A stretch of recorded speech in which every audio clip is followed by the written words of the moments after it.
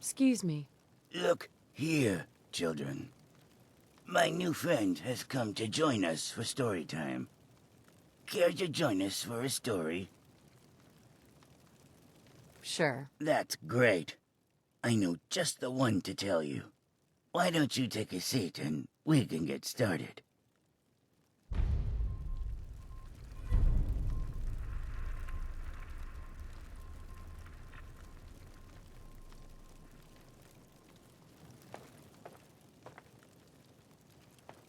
I think you're going to enjoy this one, children. It's a funny one. This is the story of the car keys. What's a car? They're those big, rusty things on the roads outside. Idiot. Now, children. There's no need to name call. You're right. Cars sit rusting on the road nowadays. But once people used to drive them all over the place. One day, Thomas was looking for the keys to start his car. He looked high and low, but he couldn't find them anywhere. Where were they, Mr. Nally?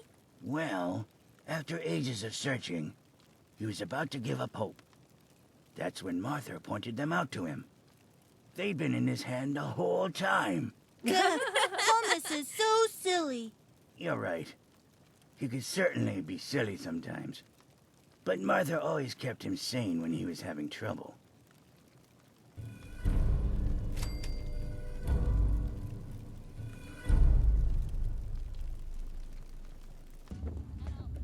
Fourville Security is here for you. Hi. Do you have a crime to report? What's the security like around here? Now you're asking questions I like to answer. Fourville Security is in tip-top shape. When I got here, it was in shambles. But a bit of military discipline whipped him right into shape. You were a soldier? With what army? This was a long time ago. I lived out west. It was all very boring, really. Just filing work. But it was discipline. You better believe it.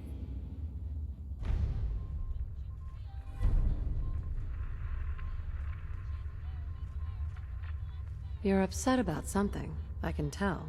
You're a smart one, aren't you? Yeah. The army was a hard time for me. It was for everyone. But I don't like to talk about it. Tell me more about this town of yours. Go bother Longbottom, in the museum, if you want to know anything about that. If you got a security matter, ask away. Otherwise, leave me be. Tell me more about this vault.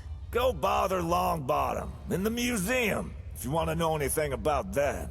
If you got a security matter, ask away. Otherwise, leave me be. I don't have anything to report. Then why are you wasting my time? If you want to chit-chat, go talk to Sanders. All she does is sit on her ass at that desk all day. Don't take a chance. Buy my guns.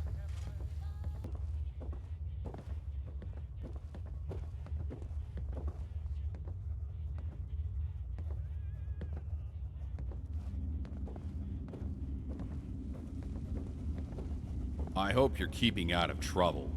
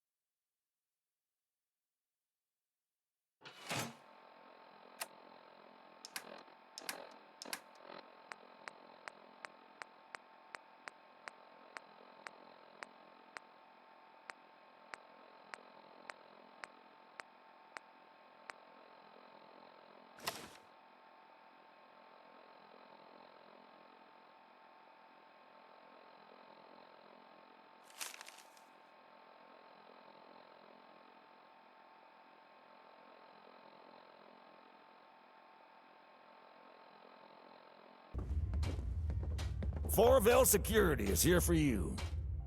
Excuse me. I know that look. It's about my army service, isn't it? You lied to me. Yeah, I did. I had my reasons. Come with me. I think we need to have a talk. I'll explain everything.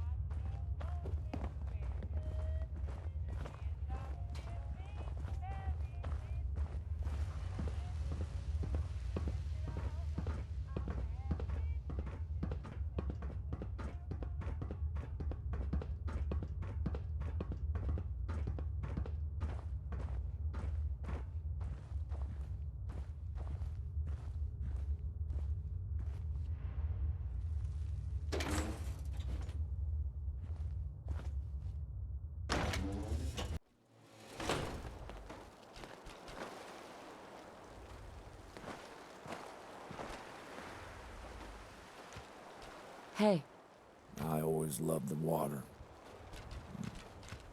I think some of my best memories in Nevada were looking out on Lake Mead. It's a shame the water here is so dirty.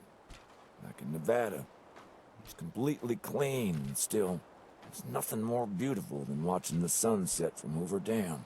I lied to you about my army service because when I was discharged, I just wanted to leave it all behind. I walked out on everything. My home, my family, all the ideals of the Republic. And I just wanted to get as far away from it as possible. That's why I came to the other side of the country. I need to put as much physical distance between myself and what happened. I suppose deep down I wanted someone to find out. That's why I kept my things. I need to take responsibility. what happened? I haven't thought about it in almost 10 years now. I was in the Army back in California. It was the new California Republic, where I grew up. I was stationed in Nevada, guarding a place called Hoover Dam. The place was a mess when we got there. Raider tribes and junkies whipping each other apart. And the big players were all vying for the dam. One of the tribes, the Great Khans, it was a lot of trouble back in that day. We tracked a group of them to a place called Bitter Springs. We were expecting it to be full of armed raiders, and our orders were to shoot until we ran out of ammo. That's what we did. God only knows how many we killed before we realized they were women, children, the sick and the elderly. We didn't know whether to stop or carry on. The Major just stood there. She just watched as we killed them. She froze up, they said afterwards. How could you do that? You should have intervened. So, you agree then? I'd lie awake at night thinking the exact same thing. In the end, someone else intervened and stopped it all. You know what the worst part was? They promoted me for it. Exceptional bravery, they said. Shame on them. As soon as I could, I left the Army and went as far away from California as I could get. Now here we are. It's all caught up with me. I realize now that there's no sense in hiding from it. I need to take responsibility for what I did. I need to be punished. I want you to kill me. I won't do it. Please, just do it. I made up my mind. Someone has to pay for what happened. Someone has to be punished.